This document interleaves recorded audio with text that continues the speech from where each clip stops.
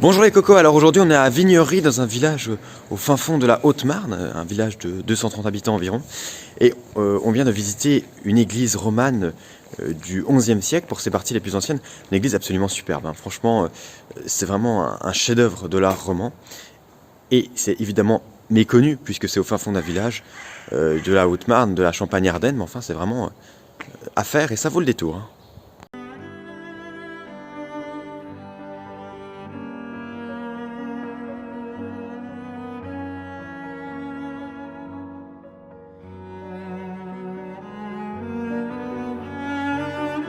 Alors nous sommes sur les ruines du château médiéval de Vignery maintenant.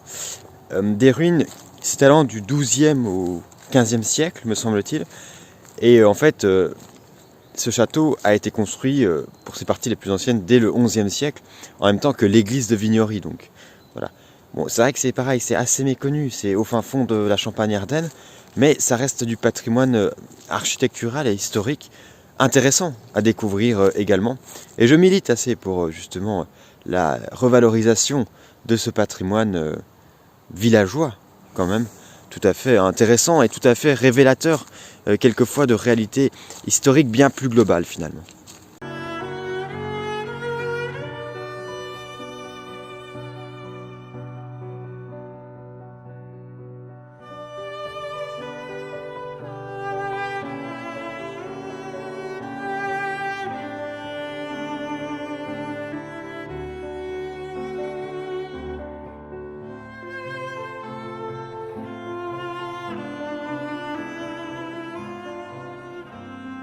On voit déjà la croix de Lorraine, de Colombey les deux églises.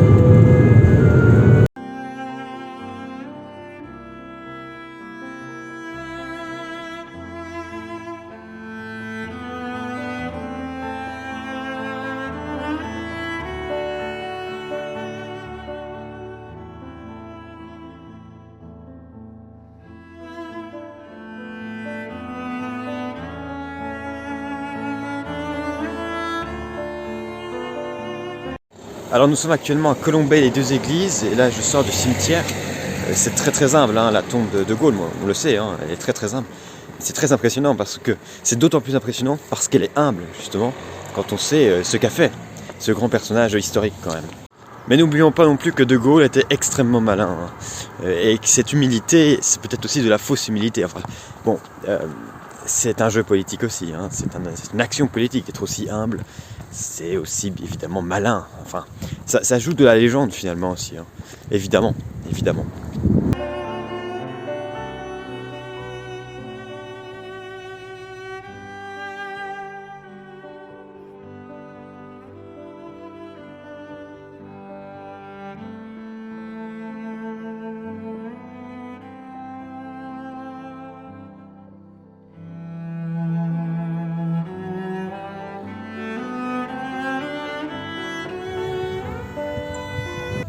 Alors ça c'est la vue que De Gaulle avait depuis son bureau.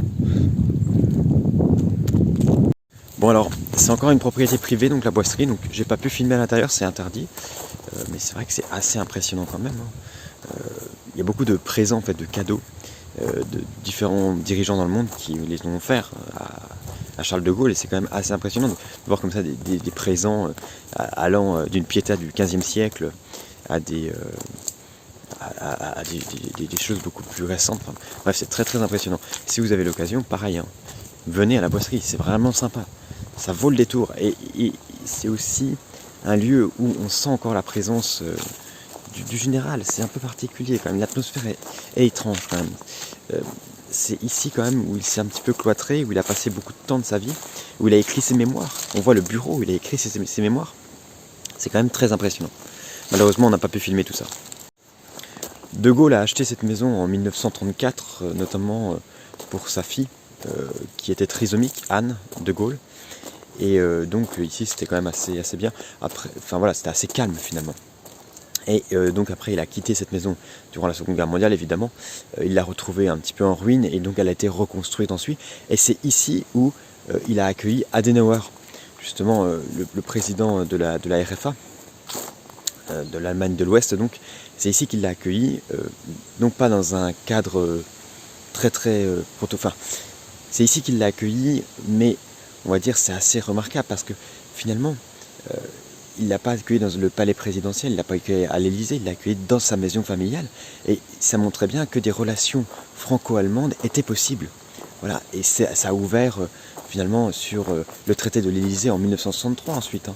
C'est toute cette succession d'événements qui ont fait que l'amitié franco-allemande aujourd'hui est quand même assez forte malgré tout.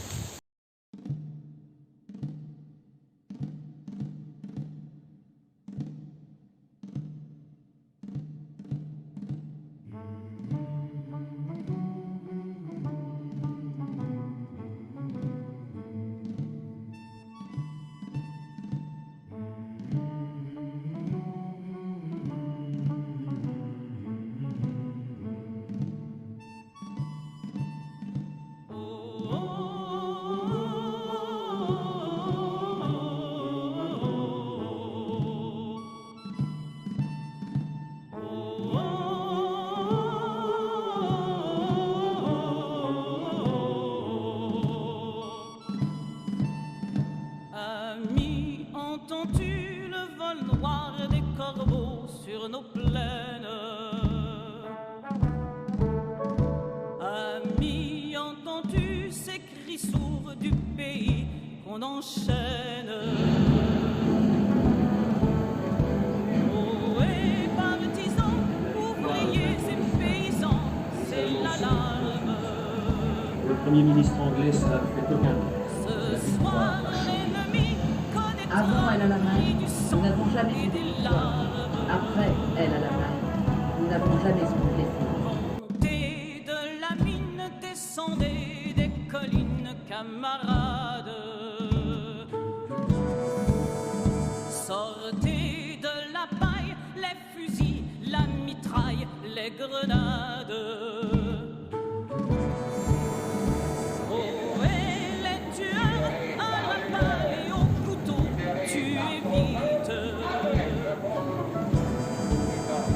Oh, et saboteur, attention à ton fardeau, dynamite. C'est nous qui brisons les barreaux des prisons pour nos frères. La haine à nos trousses et la faim qui nous pousse la misère.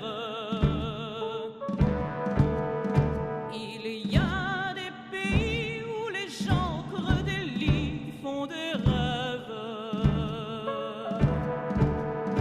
Ici, nous vois-tu, nous on marche et nous on tue, nous on crève.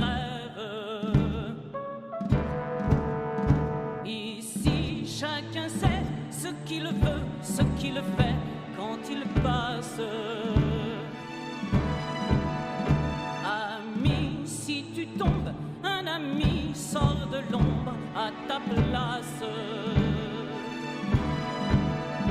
Demain, du sang noir séchera au grand soleil sur les routes. Bon, alors on a visité l'exposition de Gaulle. Bon, c'est assez bien fait, mais je trouve quand même qu'il y a un côté un petit peu propagande. Hein, c'est-à-dire qu'on tait les côtés un peu discutables du personnage, et puis on glorifie évidemment les aspects positifs. Bon, le de Gaulle de 1940, évidemment, il y a un aspect discutable quand même. Il était caché à Londres, etc., etc., mais c'est quasiment pas discutable. Par contre, pour le de Gaulle, président de la République française, là, c'est tout à fait discutable. J'entends par là que je vous ai compris, l'Algérie et mai 68, c'est à peine évoqué. Vous voyez, et ça me pose un peu problème quand même, en tant qu'historien.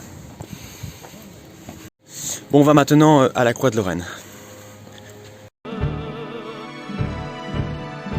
Chantez, compagnons, dans la nuit, la liberté nous écoute. Ami, entends-tu les cris sourds? Donc la Croix de Lorraine qui était un symbole pour lutter contre justement la croix gammée, hein, un symbole alors qui est assez ancien, c'est un symbole chrétien justement, et c'était donc pour trouver quelque chose d'unificateur vis-à-vis justement des nazis.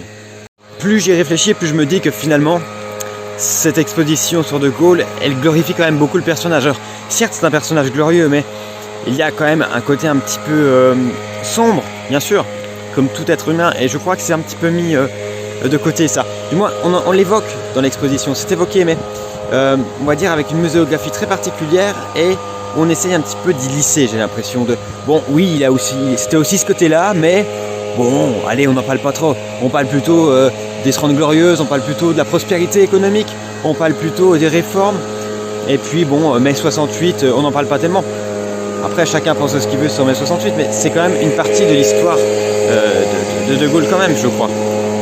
Par exemple, lorsque De Gaulle dit que la France est un pays de race blanche, de tradition gréco-latine, et qu'il ne souhaite pas que Colombey, les deux églises deviennent Colombey, les deux mosquées, ça, c'est pas du tout évoqué. Alors, c'est peut-être qu'une partie, mais il y avait aussi cet aspect-là chez De Gaulle, vous voyez. Bon, alors après, quand à discuter de ces arguments-là, d'un côté, oui, il y a une identité de la France. Pour avoir voyagé pas mal en Europe, je peux vous assurer que un Français n'est pas un Allemand. Il y a des variations. Et au sein même des pays, il y a des variations culturelles, c'est certain. Il y a des variations d'identité. L'identité signifie quelque chose. Être français signifie quelque chose. Pour autant, c'est un petit peu avoir une vision immobiliste de la France que de considérer que la France n'est que quelque chose comme ça. Je veux dire, on ne peut pas avoir une vision figée d'une construction sociale comme ça, d'une construction mentale. Certes, c'est un idéal peut-être pour certains, mais c'est quelque chose qui se construit au fur et à mesure. Donc voilà, moi je suis un petit peu partagé sur la question. Donc certes, il y a une identité, il y a quelque chose qui forge, qui construit, c'est certain. Et on le remarque bien en voyageant, hein, que un Bosniaque n'est pas un Serbe parce que justement il y a tout un tas de déclinaisons culturelles. Alors ça peut être la langue, ça peut être, alors la langue pour le coup, le bosniaque parle serbe et le serbe parle bosniaque, si on veut être un petit peu conciliant. Bon, mais c'est vrai qu'il y a des différences de langue, de monnaie, de loi, et puis de gastronomie, de culture. Enfin, plus globalement, toute la culture est différente. Et elle peut être similaire, c'est vrai, mais voilà. Et c'est ça qui est assez intéressant, je trouve. Du pays qu'on enchaîne. T'as pensé de l'exposition sur De Gaulle? C'est de la propagande. Tout ce que tu as à dire? Oui. Donc on est en train de partir de Colombey les deux églises et là on va se diriger vers Bar-sur-Aube. Voilà, pour continuer donc cette journée de découverte en Champagne-Ardenne.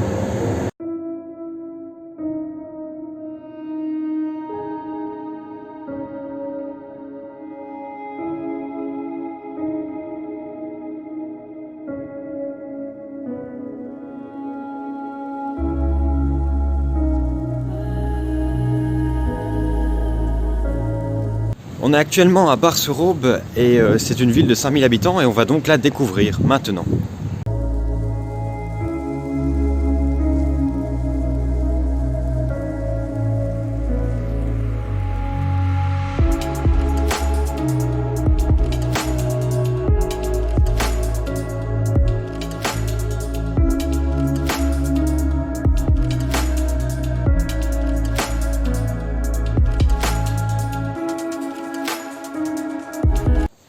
Alors Bar-sur-Aube, c'est une ville quand même assez importante, notamment pour les foires de Champagne, des grands rassemblements de marchands justement à l'époque médiévale, au Moyen-Âge central. Et donc c'est une ville qui a connu une certaine prospérité grâce à ces foires de Champagne.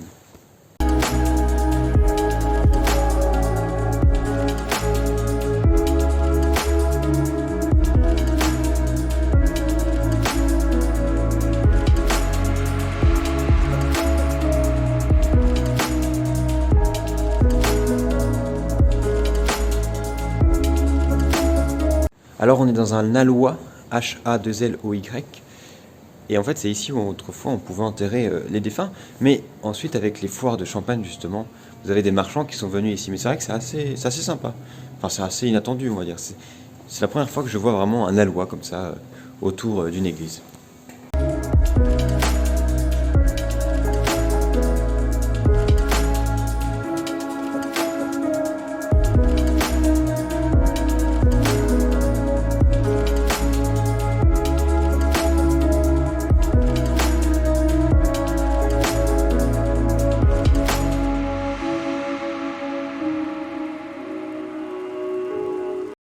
Alors on est au bord de l'Aube. Ce qui est sympa à voir quand même ici, c'est essentiellement finalement cette église, hein, avec ses pierres funéraires anciennes, allant du XIIIe au XVIIIe siècle. et puis cette construction qui entoure quasiment l'église, enfin, une partie de l'église, où vous aviez autrefois ces marchands hein, qui s'entreposaient ici.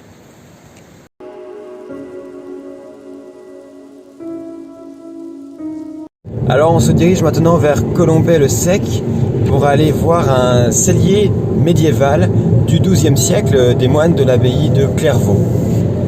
Donc voilà, on est à Colombey-le-Sec et non Colombey. Bah voilà le champagne. Le champagne. Ah, on peut aller acheter du champagne? Ouais, tu vas aller voir? Cave ouverte. Bah ouais. T'es sérieux? On va venir maintenant. Putain. Ah oui, au fait, je me suis coupé les cheveux. Je préfère comme ça, c'est plus sympa. Regarde-moi avec un air désabusé, meuf. En même temps, t'as vu, tu me laisses même pas de place pour garer pour aller voir ton putain de champagne à 50 balles la bouteille. Là. Quoi? T'as un problème? Ah, les emmerdes. Et donc, Olivier, est-ce qu'on va visiter le village? Oui, on va trouver une putain de place pour se garer et puis on va aller. Ah, mais c'est bon, on peut se garer derrière lui. Ah non, putain. J'ai pas envie de me garer devant des gens en fait. Non? Mais dis-moi, au lieu de filmer! Connard, va. Putain, t'es nul. T'es nul, bébé. Franchement, t'es nul, je te déteste. Bon, c'est quoi, on rentre? Allez. Bon alors du coup on n'est pas du tout allé boire un coup de champagne, hein. On est bien trop pauvre pour ça, évidemment. Donc si vous voulez que la prochaine fois on aille boire un coup de champagne, n'hésitez pas à vous abonner et à laisser un petit pouce bleu, c'est tout ce que tout le monde dit, alors faites-le.